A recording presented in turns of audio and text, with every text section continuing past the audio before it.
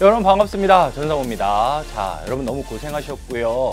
사실 정상적이었다면 여러분들 선배들과 같이 시험을 보면서 선배들 수능 끝나고 여러분들은 새로운 마음으로 이제 거의 수험생이 되었다, 이런 느낌이 들었을 것 같은데, 약간 선배들의 수능이 뒤로 연기가 되면서 여러분들이 그런 느낌은 조금 덜하지 않을까, 뭐 그런 생각도 합니다.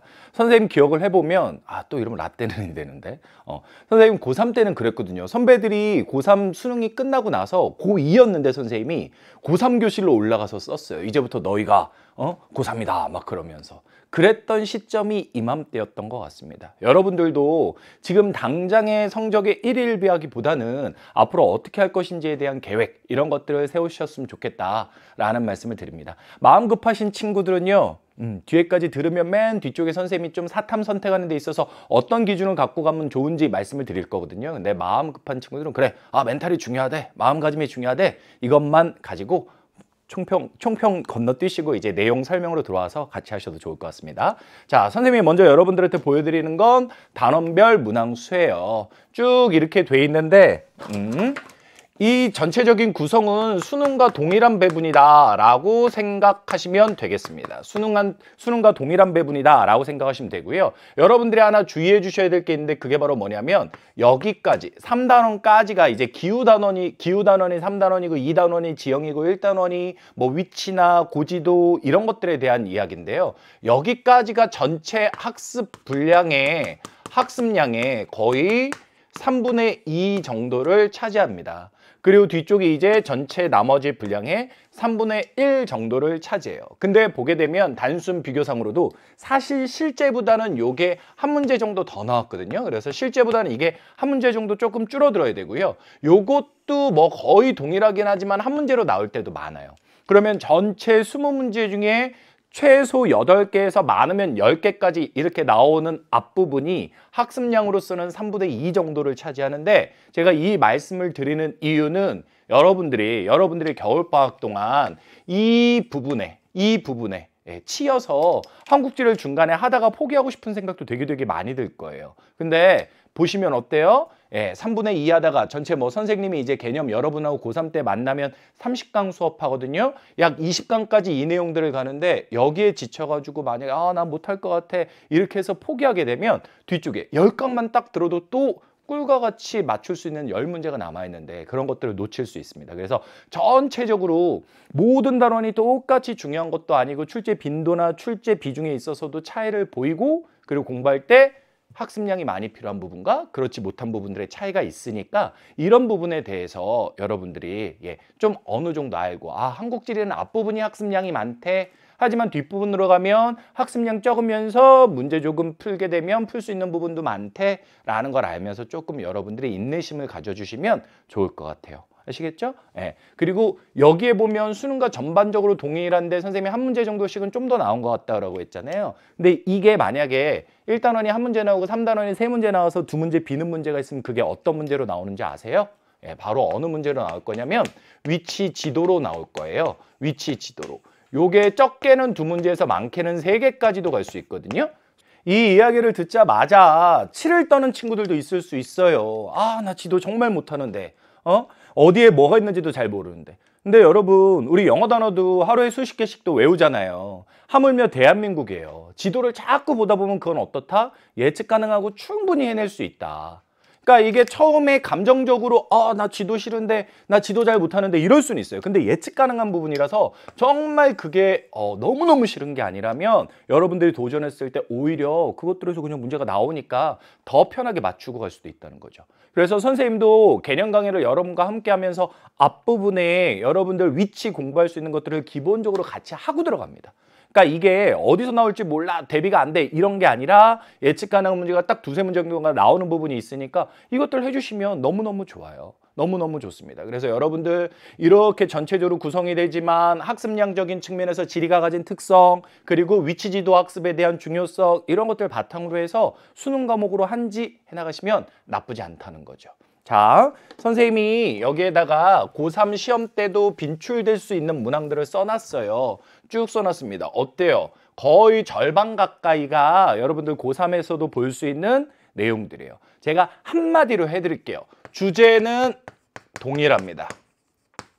주제는 동일해요. 고3 수능 문제와. 그런데 이제 자료가 약간 난이도가 조금 올라갈 거예요. 자료가 약간 난이도가 올라갈 겁니다. 그래서 고3 때 기본적인 개념을 바탕으로 해서 자료에 대한 연습들을 조금만 해주게 되면 아, 이게 자료도 좀 중요하구나. 연습을 좀 해줘야 되는구나. 그거에 대한 생각만 하고 있으면 진짜 땀을 흘린 만큼 점수를 거둘 수 있는 과목이 한국지리다. 이 말씀을 드릴 수 있겠습니다. 자, 전체적으로 이번 시험은요, 선생님은 성적에는 의미를 두지 않습니다. 친구들 잘 봤다고 문자 주면 감사하죠. 그리고 후기 올려주면 감사해요. 그런데 저는 어떻게 보면 가장 오히려 위험하다고 생각하는 게 고2 때 점수를 가지고 고3 과목을 선택한다거나 이런 것들 정말 위험하다고 생각을 해요. 잘 봤으니까 선택한다? 이것도 생각만큼 고3 때 적응을 못하면 쉽지가 않고요. 못 봤으니까 포기하겠다? 이거는 제대로 공부를 해보지도 않고 자기가 가질 수 있는 선택권을 포기한다라고 생각을 합니다. 그래서 이번 시험의 의미는 크지 않다. 그냥 앞으로 내가 볼 것에 대한 과목의 특성을 이해하는 정도다. 라고만 생각하시면 좋겠고요. 대신 선생님이랑 총평 이후에 전체적인 문항을 하나하나 볼 때는 선생님이 강조해주는 개념들 있죠. 그런 것들에 대해서 유의미하게 고3 때도 쓰일 거니까 그런 것들에 대해서만 조금 신경을 각별히 써주시면 된다. 점수 자체에 일희일비하실 필요 없다라는 말씀을 드리고요. 가장 중요한 게 이건데 고3 사탐을 선택할 때 있어서 가장 중요한 선택 기준 몇 가지만 말씀드릴게요. 먼저 아세요? 이거예요. 내신 과목입니다. 왜 내신 과목이 중요한 줄 아세요? 여러분들은 대부분 수시와 정시 중에 수시 중심으로 가고자 하는데 여기에서 내신을 고1, 고2 때 조금 아쉬웠다라고 해서 지금 완전히 손을 놓아버리기에는 상당히 아깝다고요. 그래서 무조건 1학기 때까지는 내신 과목 사탐 선택 기준으로 해서 수능을 맞춰가는 게 좋습니다. 그 또 하나의 이유가 바로 뭐냐면 사탐을 선택하는 데 있어서 정말 중요한 게 학습량이거든요. 학습량인데 물론 과목 자체도 학습량이 많은 과목이 있고 적은 과목이 좀 있어요. 예를 들면 선생님이 다른 과목 얘기하지 않고 지리만 얘기를 할게요. 한지하고 세지가 있습니다. 한지하고 세지가 있으면 한지가 학습량이 많고 세지가 좀 적어요. 한지가 학습량이 좀 더 많고 세지가 적거든요. 이런 것들 선택하는 데 있어서 기준이 되는 거예요. 기준이 되는 건데 보세요. 아무리 세지가 학습량이 적다 해도 여러분 고3 때 사탐 그 내신 과목으로 세지가 없어요. 근데 내신도 하면서 자기가 세지가 학습량이 적다고 또 수능 과목으로 세지를 따로 한대. 그럼 어떻겠습니까? 학습량이 늘어날 수밖에 없는 거죠. 그러니까 그 과목 자체에 대한 학습량도 중요하지만 기본적으로 내신 과목과 수능 과목을 일치시켜줘야 학습량을 줄일 수 있다는 거예요. 그리고 이제 이런 나는 정시파다, 수능 중심으로 갈 거다 라는 친구들은 이제 과목의 어떤 그 과목에 대한 적성이나 호흡, 좋고 싫음 이런 것들이 작용할 수 있겠죠. 선생님이 아까 예를 들면 지도에 대한 이야기도 했어요. 지도 2문제 정도 나온다. 싫어하는 친구들이 있을 수 있다. 하지만 영단어 외우듯이 외워주면 되는 거다라고 했는데 정말 그래도 저는 지도가 싫어요. 이런 사람들이 있어요. 그런 친구들 그 심정적인 것이 극복이 안 되면 못하는 거거든요. 그래서 그런 부분도 작용을 합니다. 또 어떤 친구들은 사문생윤에서 하는 말들이 저는 이해가 안 가요. 그러니까 암기하면서 갈 수 있는 내용으로 갈 텐데 역사적인 거 너무 연도나 이런 거 저는 어려워요. 그럼 그런 친구들이 또 지리를 오거든요. 그래서 이런 것도 완전히 무시할 수는 없다. 하지만 선생님은 현실적으로 여러분들을 도와드려야 되잖아요. 현실적으로 말씀드리자면 내신 과목을 고3 때 내신 사탐 과목을 하는 게 가장 좋다 말씀을 드릴게요. 아시겠죠? 근데 이제 그 이후에 자기는 뭐 내신이고 뭐고 다 뛰어넘어서 진짜 사탐 과목 그 자체가 가진 특성만으로 선택을 하겠다 그러면 이런 것들 학습량, 과목적성, 그리고 연계된 과목 연관된 내용들이 있는 것들이 있거든요.